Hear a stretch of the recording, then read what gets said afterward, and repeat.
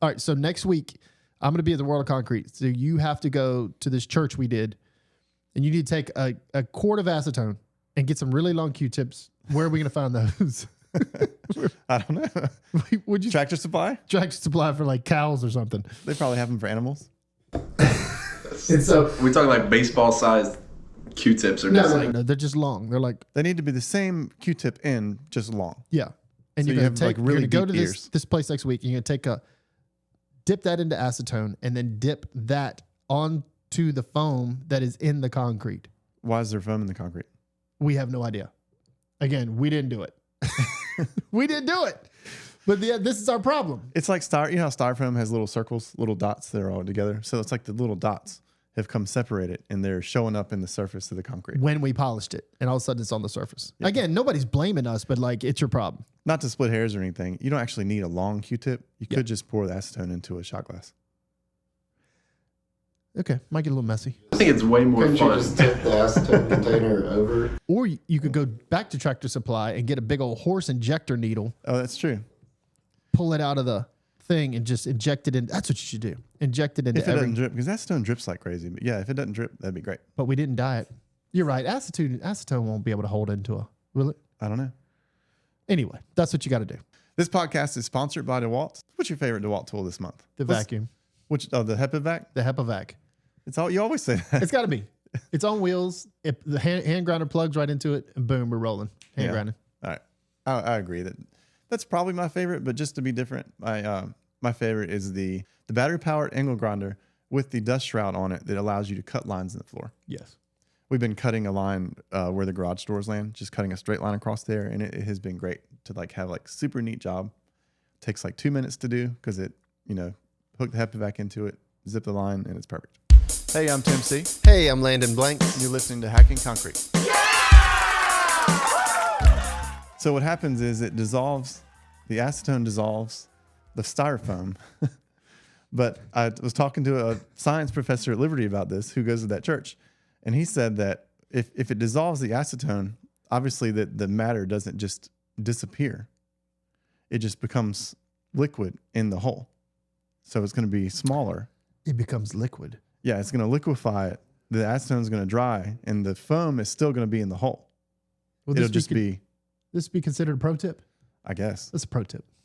It just depends on whether or not we have to fill the hole. That was the question. If we fill the holes, is the residue a problem? Well, what is the foam from? That's my question. Well, the builder blames the concrete guy, and the concrete guy blames the builder. We didn't pour the concrete though. We had nothing to do with it. But I just sat in the middle and watched them argue about it. Did you really? Yeah. Interestingly enough, the styrofoam is probably from the outside of the building because it's a stucco type material, and that's put on styrofoam. That's probably where it came from. Absolutely. And also this is another funny thing about this church is that it's actually pink. Have you noticed it's pink? I call it the pink church. Yeah. And when they did the stucco, the church was like, it's pink. And the people that did the stucco said, well, it's within the range of the color that you chose. So therefore, we're not going to do anything about it. Wow. And to change it was It was a lot of money. $150 plus $150,000 just to change the color. I just don't understand how you get away with that. How's that possible? Why can't we do that? I know. It's in the range of the spectrum of what you kind of wanted. So basically, they said we had nothing to do with the color. We gave you a sample, you chose it, and we did it. So we had nothing to do with it. Wow. Similar to us with styrofoam. You know what we'd be doing? We'd be redoing the whole thing. We would with Q-tips. Anyway, but we had nothing to do with it, but it's our problem now. So that's what you got to do. So speaking of things that we didn't do, we got a call the other day to come to a big meeting. Yes. At a job that we did the bathrooms on. We did a flake floor in the bathrooms, and they had a huge meeting. And we were coming together with the builder and the plumber. Yep. To see who clogged the plumbing with epoxy. But to preface it, before the meeting, we got a bill for $4,500. Oh, you did? That's right. I forgot about that. Yeah, it was. That's right. He sent us a bill. I forgot. It was a bill from the plumber. Yes, the plumber sent us a bill for $4,500, saying that we put epoxy in the pipes. And so we go start looking through all of our pictures. You were like, find pictures. Yeah. And from our pictures, we're like, no way. No. The drains were covered. Everything was fine. Yeah, I mean, we did a flake floor. It's not like, I know all the videos you see on the internet, we're like dumping material out. Right. We don't like dump material out in a drain though. No, Like we don't. No, we don't. Somebody else did. And the funny thing about this job is that this is one of those ones that it wasn't in our schedule and we got it the last second and we just had to figure out how to do it. Right. So it's very rare for me and you and Ben to be on a job together. The three of us did this job with nobody else's help. Right. We did it. Yeah. So we had firsthand knowledge. We knew that there's no way that we clogged the drains. Yeah. It couldn't have happened. But then again, you always second guess yourself. Yeah. What got me though was that the plumber said that they had these cameras. They put the cameras in the drains and they're just like, oh, it's the epoxy guy. Yeah. Yeah. Like couldn't have been anybody else. Couldn't have been the plumber's fault for something. Yeah. Not his fault. No chance of his fault. He didn't use any glue or anything. Yeah. It's got to be us. It's got to be us. And they just knew. They knew for certain it was us. And the meeting was really. The builder didn't think so. After it, I don't think he thought so. But the owner was absolutely trying to pin it on us. Yeah. Absolutely. And we didn't know the reason why, but why was that? Why would he do that? I know. Why was he so serious? Like, why was he so certain it was us? Well, what about the events that happened leading up to this that we had no idea about? So I was annoyed. I wasn't annoyed. That's not the right word, but you did something on the job that I didn't really think that we should do. What? We prepped for somebody else. We prepped. So this guy has been a good customer of ours, the guy who owns the place, but he wanted his buddy to have a shot at at doing, was it metallic? Yeah. Metallic epoxy. Yeah. So we prepped probably 3,000 square feet for him and never charged. Didn't even put that in the price as charged. Just did it for him. Yeah. You know, which by the way, don't do anything for free because we would have been stuck. Yeah. For that $4,500. There's no reason why we wouldn't have. And they wouldn't even thought twice about us prepping something for free. They didn't. They never brought it up. Never brought it up. But when we got there, what happened? What did the plumber say when we got there? I don't remember. What did he say? This doesn't have anything to do with them. That's right. He stood up for us immediately. This has to do with the other guy that did the other epoxy. And we had no idea. Yeah. We forgot that the other guy did it. So we went there thinking it was our fault. Absolutely. Like, how is this our fault? We don't know it's our fault, but we suspected that it could be our fault. Yeah. And we got there and the plumber was like, it's not their fault. Why are they here? And I was like, oh my gosh. They had already cut the floor up. Yeah. And taken out huge sections of piping that were filled with epoxy. Yep. So why in the world did we ever get called into that? I don't know. You know, but it's just a funny story because it's like as soon as you're sitting there, you're like, wait a minute. Yeah. This has nothing to do with us. Yeah. And the reason I said that I didn't like prepping for people is just because that's the whole job. That's the hard work. That's the hard work. The rest of it is the glory work where you get to make Instagram videos about it and act like you're doing something special. That's the work though, is the prep. So, you know, and then we did all the work for the guy and then he did a great job. It looks awesome. It is cool. It looks cool. But once we were there looking at it though, we started talking about it and we're like, oh yeah, we know how this happens. We know what happened. Yeah. Cause you dump the epoxy all over the place and he did like that vein stuff to where you don't, you kind of just make the piles you pour out connect. You don't roll the whole thing. And they had like an ice machine with the drain under it. And we determined, we think that he just poured the epoxy out on the whole floor because that's how people are doing it now. You pour the whole floor. He started there though. Yeah. And then you go to the beginning and you work your way back, you know, across the whole floor. And so I think he poured it all out and was working it somewhere else. Yeah. And it just flowed in the drain right there. Yep. And it flowed a lot. I bet you he lost 5 gallons of material. Yeah. I bet he did. I think it's funny that like they didn't ask him because I bet you if they asked him, he would have been like, yeah, it was me. Right. Right. But since they were buddies. Yeah. Or maybe he did ask him and they're like, well, maybe they'll take the blame. maybe they'll take it. So maybe we got insurance. I know. I guess I shouldn't be speaking for him, but it's kind of seemed that way. Yeah. But it's this we just wanted to talk about it because this whole thing of how we get trapped into things that we're not a part of it. We didn't do it. Nothing to do with it. Nothing to do with it. The same thing happened we've talked about the job before at Liberty, the dome job where you were grinding. We did the polished concrete job. They poured the concrete. They threw red rocks into it. Yeah. And it was your job to expose the red rocks. So we ground on it for weeks and weeks and weeks and couldn't find red rocks in one area. And they're just like, well, you're not grinding enough. They're Right. they're deeper. Again, though, that they probably weren't there because we went back Yeah. and looked at our videos. It was just some dude throwing them with a shovel out of a wheelbarrow. There's no way that they just weren't there. And It's we at the easily to be time missed. Right. at the time we were a little newish with the commercial world, and we weren't bold like you are now. Yeah. Now we'd be like, "There's no gravel in it. You're crazy." Right. Right. But it's the same kind of thing, though. That was your fault too, because you were the last man there. Mm-hmm. Yeah. We had a situation last week. We're looking at end of year projects, and we came up on quite a several that were not paid, that hadn't been paid, and that's I'll take blame for that. We call up, and the guy's like, "No, we're not paying you because there's 2 little spots that we put stuff on that we wanted you to come back and put guard on." We're literally talking 30 seconds of work. Oh, really? I didn't know it was that little. Yeah. And what else was it, Zay? Anything else? They moved the door, right? That was the fire station. They moved it. We had already done Cove Base and all the fire station. They made a bad decision and put in the wrong door. They cut our epoxy, and that was our problem. We had to come back and fix that. Yeah. It's our fault for not charging. We should send bills right away, just like that.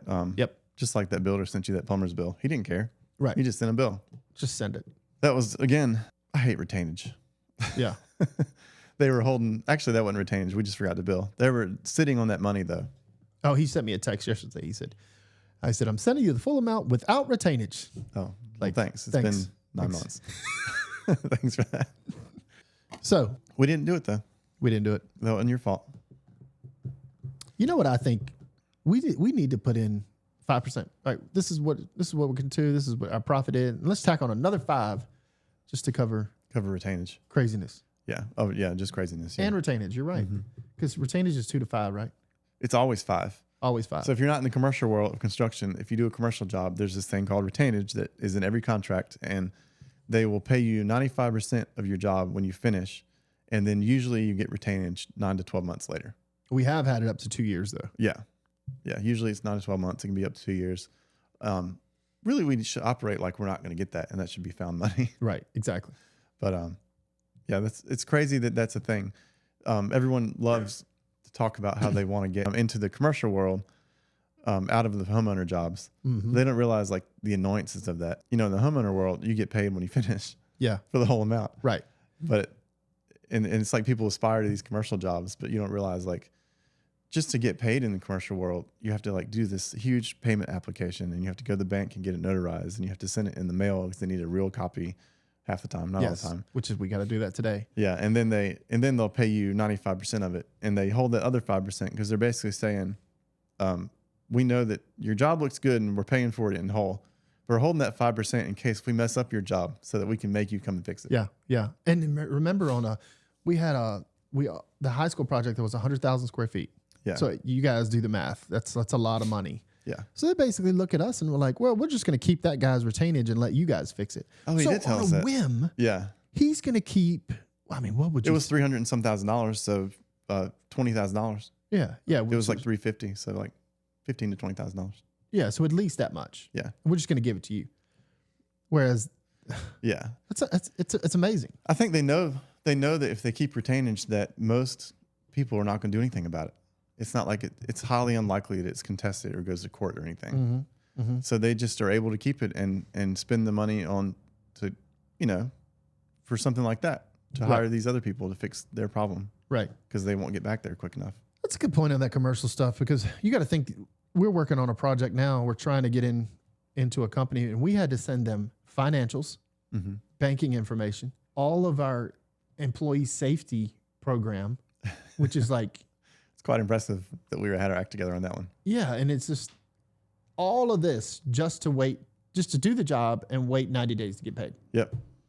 Because that's what's going to happen probably. Yeah. You know? It was like 20 pages of safety documents, Right. which patting ourselves on the back that we had that. That's right. That was key. But anyway, you're right about that. You're right. You want to get into commercial, there's things that comes with it. Yeah. It's it just seems like the greatest thing in the world to people who are doing only residential work, and it's just not. I mean, it is. I mean, a 20,000 square foot job is very nice. It's very nice. It's just it's a lot of effort and a lot of waiting. We really showed how bad we are at business. Yeah. We don't bill people. Yeah. And then when we do bill people, we're like, oh, wait. We did a garage yesterday. All right, and the workers were outside cooking Mexican food. They cooked the best smelling lunch you've ever. Man, they're the best. Another thing about commercial sites, it's so fantastic. Have y'all ever done this? There will usually be a minivan roll up on site, and she will have that thing loaded with meals, and That's you can what buy them happened. right there on site. Most of the time, they're already pre-cooked for. They were cooking. Somebody had a grill and they were cooking, Yeah. and it smelled like La Creta. Oh yeah, In the garage that we're working on, smelled like La Creta. It made everybody grouchy. everybody wanted to leave. Yeah. So that was on day 1 that we were there. Day 2, we flaked the job and cleaned all the flakes up. And you know when the flakes are clean, the floor it's just like the polish job you just mentioned. The floor it's done, and we just need to put clear on it. If you mess it up between it being clean and putting clear on it, Yes. it ruins it. Yes. So it was a bunch of garages on this one place. We were upstairs coating the other garage. We come back downstairs, and on the edges of the door, the garage doors are down because it's cold here. On the edges of the door, there's these pink triangles on top of the flakes. Pink triangles. Yes, the flakes look pink because there's a white floor, and there's triangles along the edges there that look pink. And we're like, "What is this?